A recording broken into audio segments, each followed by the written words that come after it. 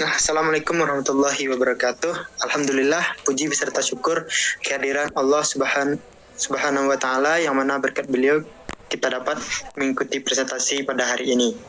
Salawat beserta salam selalu tercurahkan kepada Nabi Muhammad Sallallahu Alaihi Wasallam. Semoga kita mendapat syafaatnya di hari akhir. Yang terhormat Ibu DR Novrianti Asyar MPD selaku dosen pengampu mata kuliah Administrasi dan Supervisi Pendidikan, dan juga kepada teman-teman yang mengikuti presentasi kelompok ini. Baiklah, kami dari kelompok 7 akan membahas tentang konsep, tujuan, prinsip, proses, dan peran guru dalam administrasi keuangan. Sebelum itu, izinkan kami memperkenalkan nama terlebih dahulu. Perkenalkan, nama saya Suryawardani, dan rekan saya bernama Fitria Gia Anggela. Baiklah, langsung saja ke pembacaan materi kelompok kami yang akan dibacakan oleh Fitria Gia Anggela. Kami persilakan. Baik, terima kasih moderator. Baiklah, saya di sini akan membahas tentang mengenai materi yaitu konsep administrasi keuangan. Nah, di sini menurut UBEN, UGES, dan NORIS dalam Nur Hijrah Gistutyati 2012 halaman 150, kegiatan manajemen keuangan sekolah cukup variatif, mulai dari hal yang sangat sederhana yaitu perancangan keuangan yang sangat sederhana, sampai pada pengelolaan keuangan yang sangat kompleks akibat dari perencanaan kegiatan yang kompleks. Nah, yang kedua, menurut Kate dan Burling, Swanson dan King dan Uben, UGES dan Norris dalam Nur Hijrah Gistutyati 2012 halaman 150 juga. Di sini berhubungan dengan masalah bagaimana memperoleh dan menetapkan sumber-sumber pendanaan, memanfaatkan dana, mengendalikan dan mempertanggungjawabkan serta melaporkannya.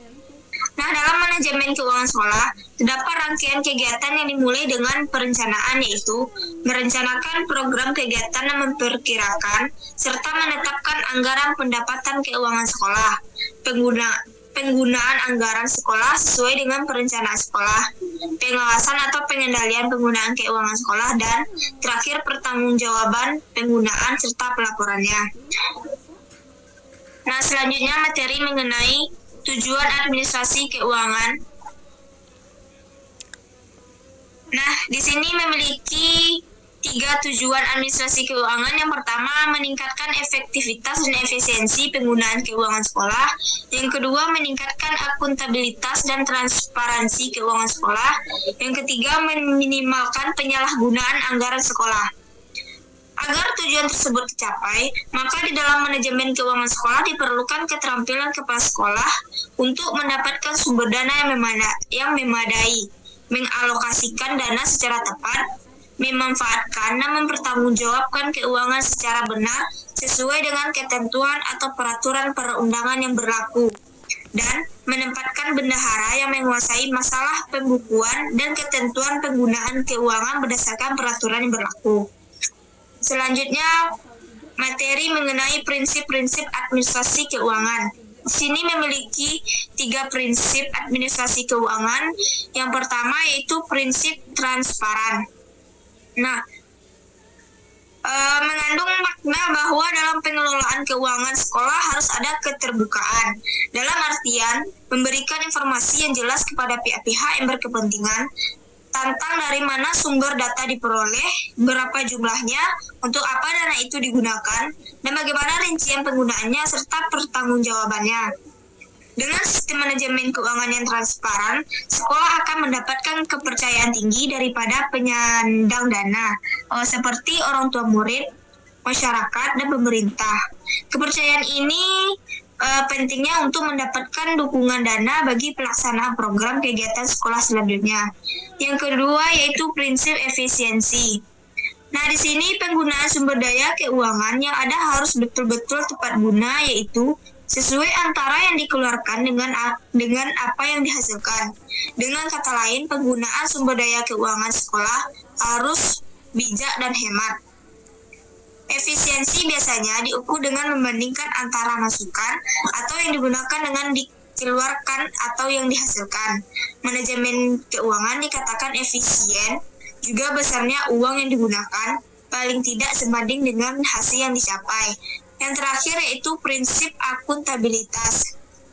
Di sini setiap sumber daya keuangan sekolah yang digunakan harus dipertanggungjawabkan, baik secara administratif maupun secara normatif. Nah, pertanggungjawaban administrasi di sini maksudnya adalah penggunaan keuangan sekolah jelas pembukuannya, ada bukti-bukti pembukuannya, serta hasilnya. Sedangkan pertanggungjawaban normatif mengandung bahwa hasil yang diperoleh sesuai dengan biaya-biaya yang dikeluarkan. Baiklah, hanya itu yang dapat saya sampaikan. Saya kembalikan kepada moderator.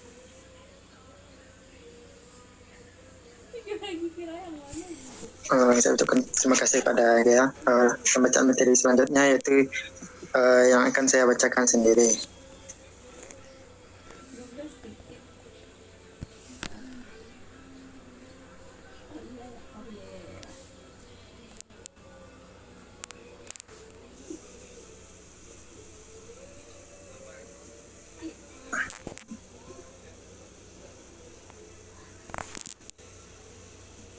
Proses administrasi keuangan. 1. Penyusunan RPS.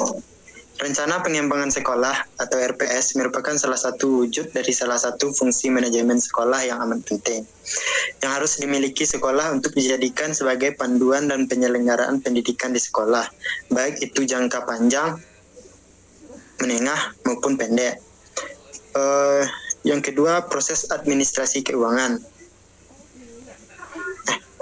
Penyusunan RKAS adalah rencana biaya dan pendanaan program atau kegiatan untuk 1 tahun.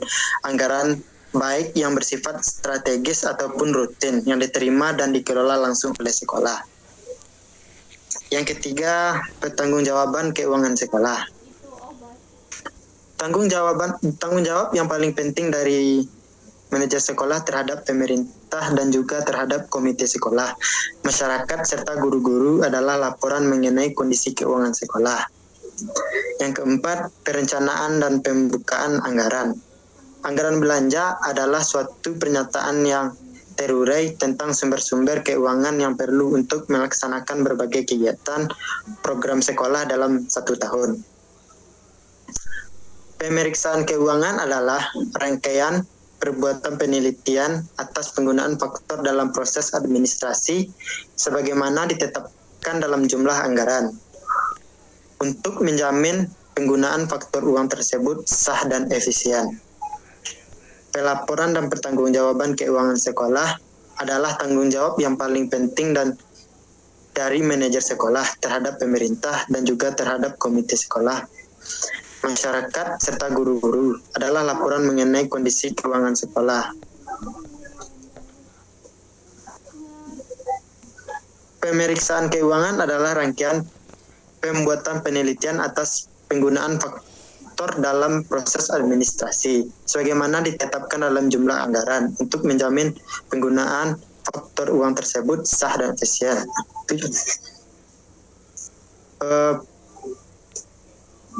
Peran guru dalam administrasi keuangan sekolah. A. Membuat file keuangan sesuai dengan dana pembangunan. B. Membuat laporan data usulan pembayaran gaji, rapel, dan pemerintah kota. C. Membuat pembukuan penerimaan dan penggunaan dana pembangunan. D. Membuat laporan dan pembangunan pada akhir tahun anggaran. E. Membuat laporan rancangan anggaran pendapatan bantuan sekolah. F. Pembangunan laporan tribulan dana bantuan operasional sekolah. G. Penyetoran pajak PPN dan PPh. H. Membagikan gaji atau rapel. Yang terakhir, menyimpan dan membuat aset peraturan. Baiklah, hanya itu penyampaian materi dari kelompok kami. Terlebih dan terkurangnya kami memohon maaf. Saya selaku moderator mengucapkan terima kasih. Assalamualaikum warahmatullahi wabarakatuh.